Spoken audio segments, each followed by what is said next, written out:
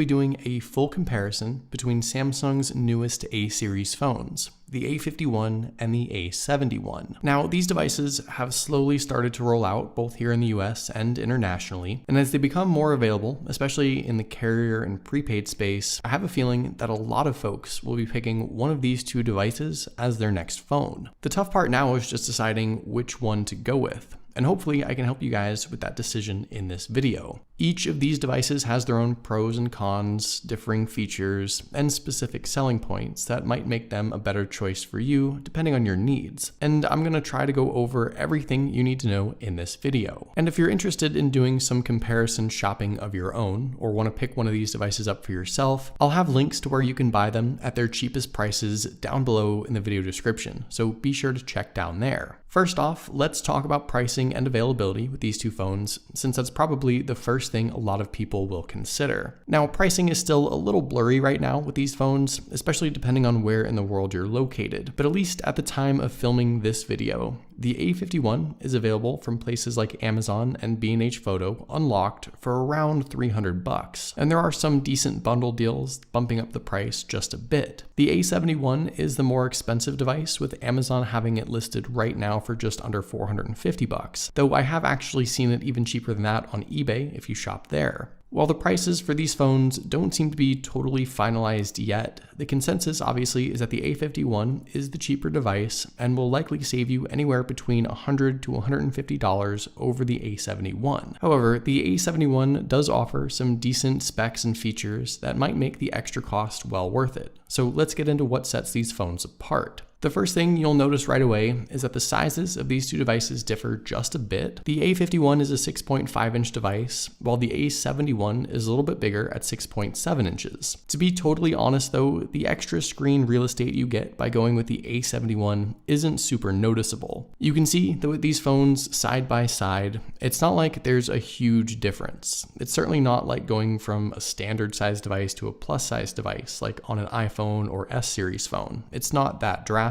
And in fact, at least for me, one-handed use is pretty unaffected. The little extra size and screen real estate doesn't impact how I might use the phone. So in that regard, I don't find it to be a negative thing or really something that affects my use. And furthermore, I can't imagine it's that much of a positive or big benefit either, since the difference is so small. Beyond the actual screen size, the rest of the dimensions and form factor for these phones are pretty close, just a few millimeters off in certain places. But all in all, with the size of the phones themselves, it's more a matter of personal preference than anything else, and I don't feel the differing screen sizes to be that much of a deciding factor. There's also no real difference in the screen hardware either, for that matter. Both phones offer a great looking Super AMOLED panel, though the A71 attaches the Plus description on its spec sheet, but I personally can't tell a difference. They're the same resolution, 1080 by 2400, and both covered in Gorilla Glass 3. Of course, with the different sizes, the pixels per inch vary ever so slightly, but again, if there is a difference in displays at all, it's not something I can tell. Side by side, the colors look the same to me, and they're both great looking devices by themselves. I think Samsung is easily the leader in display technology when it comes to budget and mid-range phones specifically, and I've been really impressed with what they can offer with these A-series phones. Also, both phones still retain their in-display fingerprint readers, and as far as I know, there aren't any changes or differences or upgrades here. The only thing to note is that both phones do ship with a pre-installed screen protector out of the box that I think does have some effect on the accuracy and consistency of unlocking via the fingerprint. So if you're having trouble with it like I have been,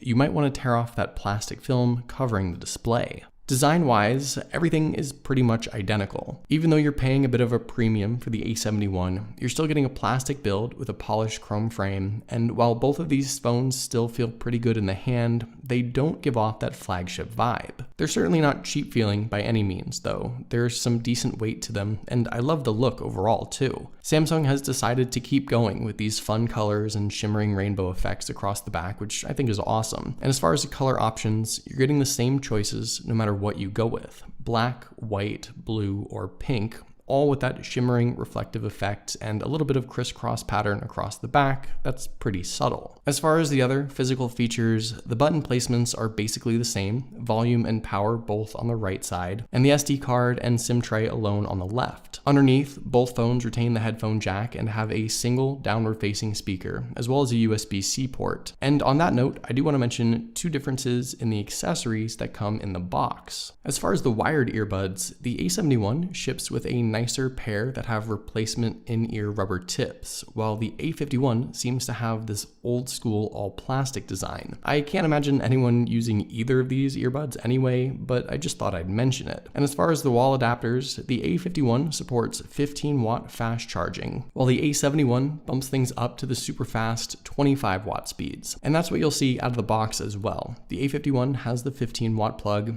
and you get that 25-watt faster charger with the A71. And as far as the actual battery capacities are concerned, the A51 packs a 4,000 milliamp battery, while the A71 is powered by a slightly larger 4,500 milliamp capacity. Now, you shouldn't read too much into that because the slightly larger screen size and more powerful specs on the A71 means that you'll likely won't be getting a huge difference in longevity. And on that note, let's talk about those internal specs because this is where I think the major differences can be seen. First off, the A51 packs Samsung's own Exynos 9611 processor, a Mali G72 GPU, and either 4 gigs or 6 gigs of RAM, depending on which model you go with. On the other hand, the A71 is powered by a Qualcomm Snapdragon 730 chip, and either 6 gigs or 8 gigs of RAM, depending on the model you choose again. So obviously, on paper, the A71 offers significantly more. The Snapdragon 730 is the same processor we saw in the A80 last year, which was a pretty good phone. And while it's not exactly a flagship component, it's probably the selling point with this device in my opinion. Coupled with a better GPU and more RAM, the A71 is going to be faster, both in everyday use when launching apps and performing different tasks, and will also be able to handle more overall, with lots of apps loaded in the background, graphic-heavy games, multitasking, whatever the case may be. Now, out of the box, you can see that the difference isn't always night and day. The A51 is still a really solid phone, and it's going to be able to handle nearly everything the average person throws at it. But in my opinion, the better specs on the A71 are one of the two main reasons why I think this phone is worth the extra dollars. It's not only going to perform faster and better in the short term, but I think it'll also be a better long-term investment as well. Again, I don't mean to totally hate on the A51. We aren't talking about some crazy significant difference after all that should keep you away from the cheaper option. But I think the specs are more of a deciding factor here than pretty much anything else. Either way you look at it though, these are good, solid phones with a software experience that props them up even further. They both get Android 10 right out of the box and Samsung One UI 2. And while I can't speak for any carrier versions yet, the unlocked and international versions of these devices, at least, don't come jam-packed with a whole lot of junk. Mostly just some pre-installed Google, Samsung, and Microsoft apps, but you can still take advantage of most of the built-in storage these phones ship with anyway, either 64 or 128 gigs, depending on the device again, and the SD card expansion offered on both of these phones is a great addition too. Beyond the difference in internal specs, the second biggest factor that might affect your purchase decision with these phones has to do with the cameras. Now, with the A-series devices this year, Samsung put a heavy focus on making these the best set of lenses ever on a budget or mid-range device. You get 4 different shooters on each phone. The main difference is the primary lens, a 48 megapixel setup on the A51 and a 64 megapixel lens on the A71.